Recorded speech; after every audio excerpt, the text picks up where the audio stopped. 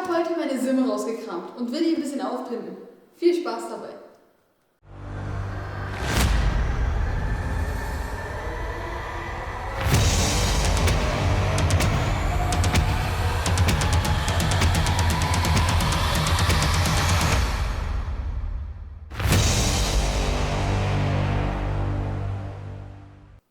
Nur für diejenigen, die es nicht wissen, das ist eine Simson S51 aus dem Baujahr 1990. Die habe ich mir mal vor längerer Zeit gekauft und wollte die immer mal fertig machen.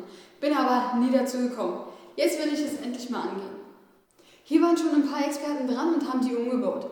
Ich bin selber kein Simson-Experte, aber ich sehe, dass das hier keine Enduro ist. Meines Wissens nach hat die Enduro hier Unterzugstreben. Und der Lenker müsste höher sein. Aber die hat verstellbare Federbeine. Das haben eigentlich nur zwei Modelle, die Enduro oder die Komfort.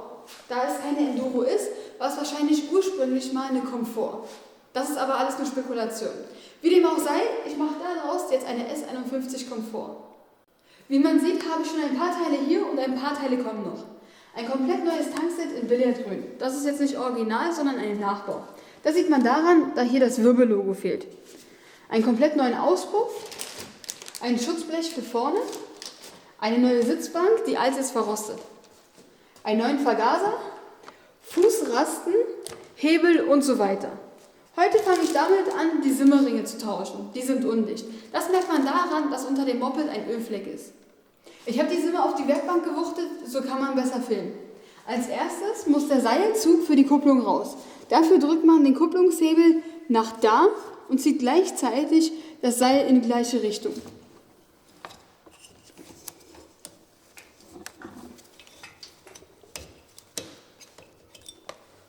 So, fertig. Als nächstes die Taropese abmachen. Dafür dreht man die Überwurfmutter raus und kann die dann nach oben rausziehen.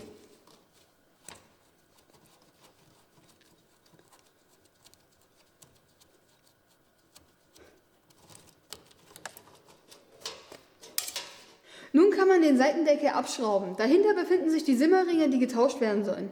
Wie man sieht, wurden die 3 Schrauben schon getauscht. Normalerweise sind hier serienmäßig Schlitzschrauben verbaut.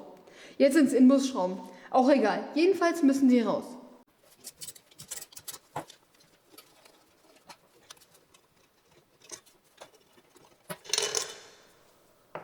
Jetzt kann man den Deckel abnehmen.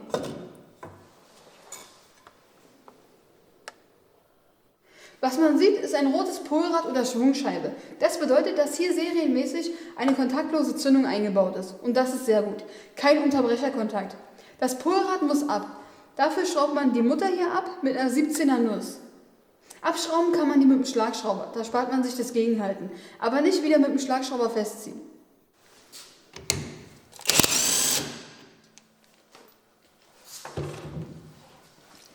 Die Scheibe muss auch raus.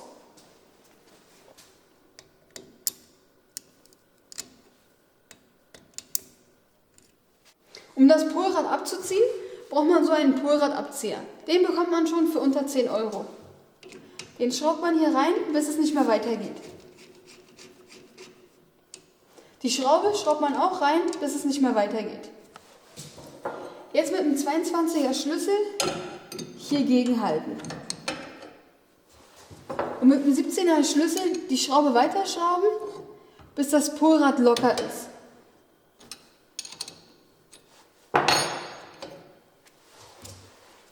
Jetzt kann man es abziehen.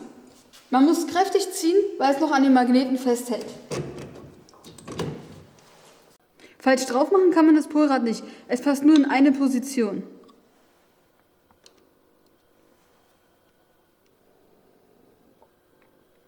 Was man nun hier sieht, ist die Grundplatte. Die muss auch raus. Ich habe die mir hier markiert, damit ich die später in der gleichen Position wieder einbaue. Die beiden Schlitzschrauben müssen auch raus. Und dann kann man die Grundplatte rausnehmen.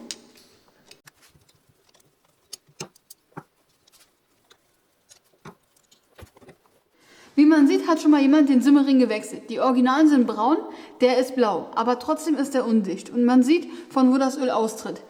Direkt hier an der Welle. Läuft dann hier runter und tropft dann auf den Boden. Der muss auf jeden Fall gewechselt werden. Schaut euch mal den Mist hier an. Da kauft man sich tolles Simmering-Werkzeug und dann funktioniert es nicht mal. Die Klauen sind viel zu kurz. Ich probiere es mal mit dem Schraubendreher.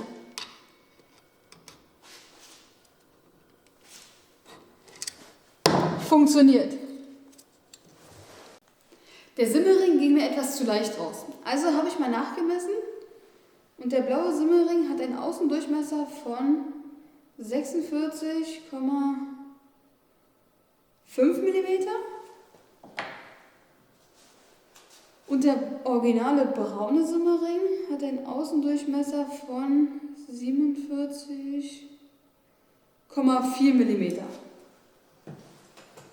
Das heißt, der blaue Simmelring ist ein wenig kleiner geraten und ich vermute mal, dass der Innen ein wenig größer ausgefallen ist.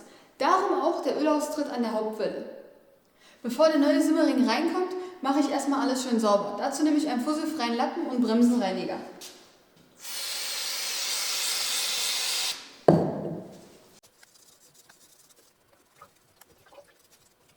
Jetzt kommt der neue Simmelring rein.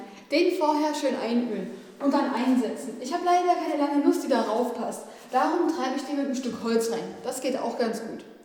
Man muss nur darauf achten, dass der gleichmäßig überall reingeht.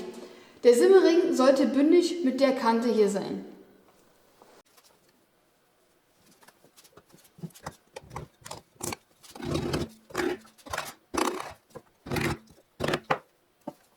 Ein Simmelring steckt noch hinter dem Kettenritzel. Dazu muss erstmal der Tachoantrieb ab. Der ist einfach nur draufgesteckt.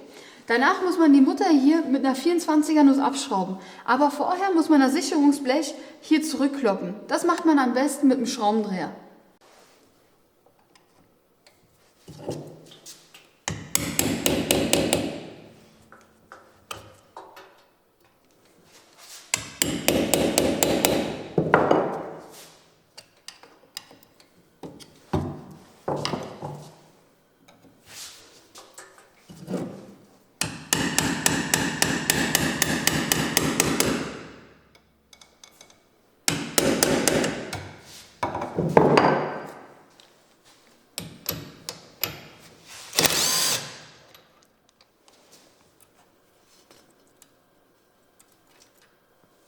Jetzt kann man das Ritzel von der Welle runterziehen.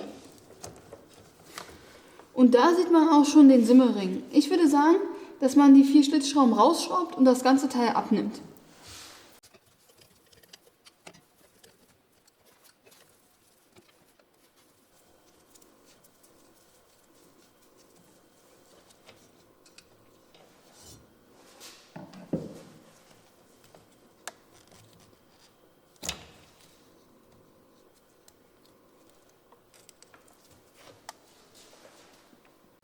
Normalerweise läuft da immer ein Schluck Getriebeöl mit raus, wenn man das Teil ausbaut. Aber da wird wohl zu wenig drin sein.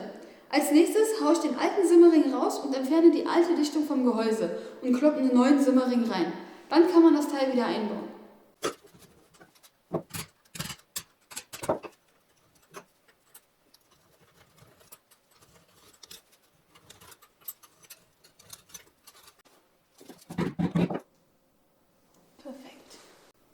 Den Simmelring innen wieder einölen und dann kann das Teil mit neuer Dichtung wieder eingebaut werden.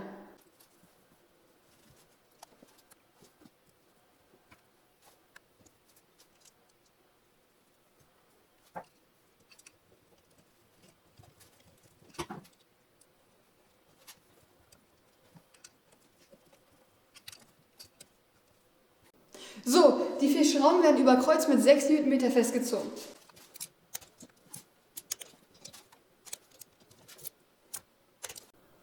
Das Ritzel wieder drauf.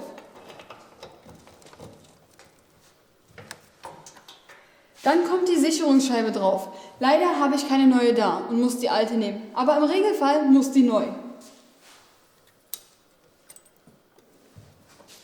Dann kommt die Mutter drauf.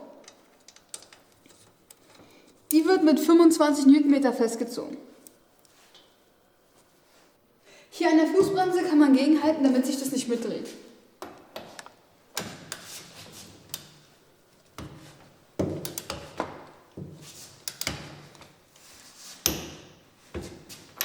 Jetzt noch die Mutter mit der Sicherungsscheibe sichern.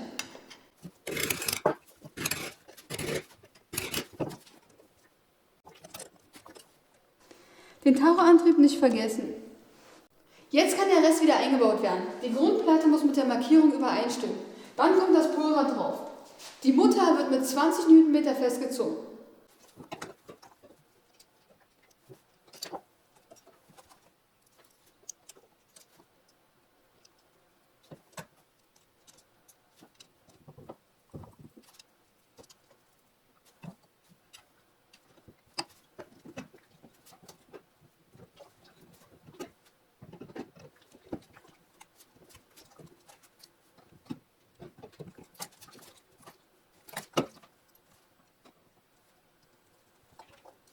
Wenn man das Polrad festzieht, muss es gegengehalten werden. Leider habe ich nicht so ein Werkzeug. Also habe ich mir hier eine Schraube reingeschraubt und mein Kameramann hält es an der Schlitzschraube hier gegen. Sollte eigentlich klappen.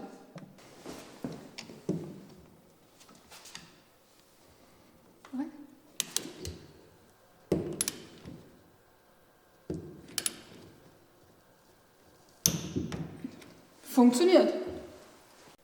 Nun noch den Deckel drauf. Die 3 Schrauben nur handfest anziehen. Dann die Tachopese drauf und zum Schluss den Kupplungsseilzug wieder einhängen. Und das war's schon.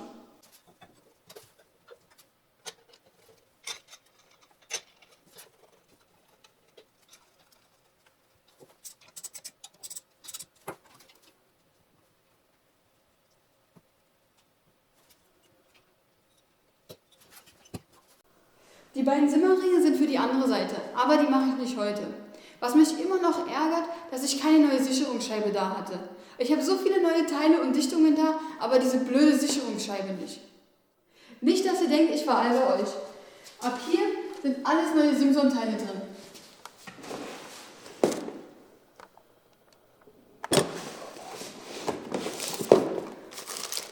Alle Dichtungen. Kompletter Motorlagersatz.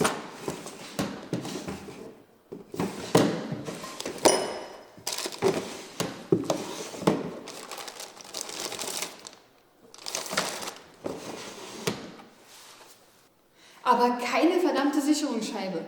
Ich muss die am Montag bestellen und baue die dann ein. Ist ja schnell gemacht.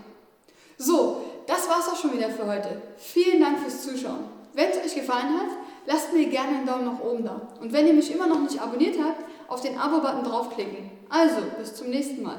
Eure Gina.